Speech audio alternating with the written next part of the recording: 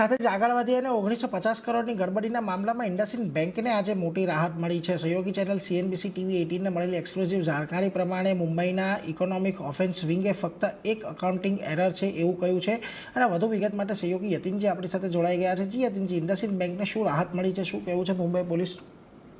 તો જે મુંબઈ પોલીસની ઇકોનોમિક ઓફેન્સ વિંગ છે, એટલે કે EOW તરીકે ઓળખાય છે, એમના તરફથી CNBC TV 18ને સૂત્રો બેઝ જાણકારી મળી છે કે જે ગડબડી થઈ છે ઇન્ડસઇન્ડ બેંકમાં એનામાં કોઈ ફાઇનાન્શિયલ ક્રાઇમ કે ક્રિમિનલ કોન્સ્પિરસી નથી. એટલે આ એક અકાઉન્ટિંગ એરર છે, એક અકાઉન્ટિંગ ઇસ્યુ છે જેને બેંક પોતાના હિસાબે દુરુસ્ત કરે. થોડા દિવસો પહેલાં ઘણા બધા ન્યૂઝ રિપોર્ટ સજેસ્ટ કરી રહ્યા હતા કે ઇન્ડસઇન્ડ બેંકના જે CEO, CFO છે ને અમુક અધિકારીઓ છે તેમણે પૈસા સાયફન કર્યા છે, અમુક અકાઉન્ટિંગ ગડબડીઓ કરી છે. પણ આ બધા જે ચાર્જીસ છે EOWના સૂત્રોએ રિજેક્ટ કરી છે.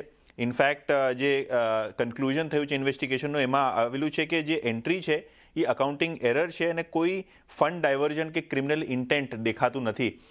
ઓબ્વિયસલી આ પ્રીવિયસ મેનેજમેન્ટ માટે બી રાહતની વાત છે ને ઇન્ડસઇન્ડ માટે બી રાહતની વાત છે, કારણ કે કોઈ પ્રકારના પૈસા બેંકમાંથી પડી નથી ગયા કે કોઈ ટાઈપનું ફ્રોડ નથી થયું.